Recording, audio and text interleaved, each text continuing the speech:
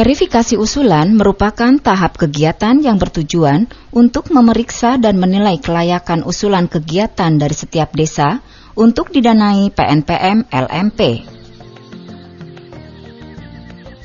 Kegiatan ini untuk di Sulawesi telah dilaksanakan di 3 kabupaten pilot, khusus untuk mikrohidro yaitu Kabupaten Luwu Utara, Kabupaten Toraja Utara, dan Kabupaten Mamasa.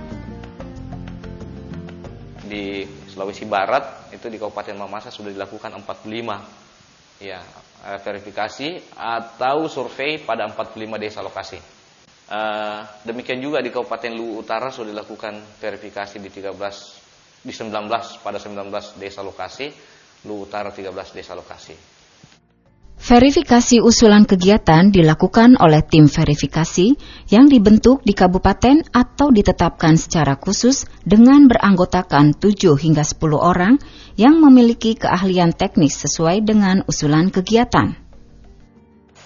Prosesnya yaitu kita melakukan kunjungan langsung ke desa yang mengajukan proposal usulan kegiatan turbin yang terdiri dari beberapa unsur di unit dinas yang terkait, yaitu dari Dinas Kehutanan, PMD, Dinas Pertambangan dan Energi, dan juga dari Asisten Mikrohidro dan PMPM, dan dibantu oleh tim TSU yang membantu secara teknis kegiatan ini. Tim verifikasi melihat langsung survei lokasi, baik itu lokasi bendungan penangkap atau intake, maupun lokasi rumah turbin atau powerhouse, dan melakukan wawancara untuk mendapatkan data mengenai sosial ekonomi masyarakat desa setempat. Untuk pengambilan data, tim melakukan pengukuran kecepatan dan debit atau flow dengan menggunakan 2 metode. Pertama, metode current meter, dan kedua, metode easy flow. Kedua alat ini dipakai untuk menentukan kecepatan dan debit air. Untuk metode current meter itu dipakai untuk menentukan debit air, di mana alat yang digunakan itu menggunakan ada semacam propeller atau kipas, di mana kita di situ unsur yang diambil yaitu luas penampang dan kecepatan air. Jadi alat itu dipakai untuk menentukan kecepatan air, sehingga dengan adanya data kecepatan, maka akan didapat data debit air, yaitu menggunakan rumus kecepatan dikali dengan luas penampang sungai. Sedangkan metode untuk mendapatkan debit air yang kedua, yaitu metode easy flow, yaitu kita menggunakan alat bantu yaitu garam, di mana dengan metode ini kita langsung dapat menentukan debit air secara langsung dengan menggunakan larutan garam. Dengan adanya data kecepatan, maka akan didapat data debit air, yaitu menggunakan rumus kecepatan dikali dengan luas penampang sungai. Untuk pengukuran ketinggian atau head, penampungan atau forebay, dan rumah turbin, menggunakan metode clinometer. Kegiatan ini bertujuan untuk menentukan beda tinggi antara penampungan dengan rumah turbin. Clinometer yaitu suatu alat yang dipakai untuk menentukan beda tinggi dan jarak dengan menggunakan metode sudut.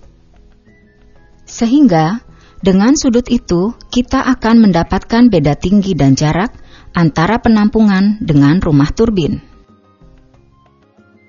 Untuk mengambil informasi umum dan data sosial ekonomi, serta informasi dasar tentang potensi PLTMH, tim verifikasi melakukan wawancara kepada masyarakat, yaitu kepada kepala desa ataupun pejabat yang ada di desa.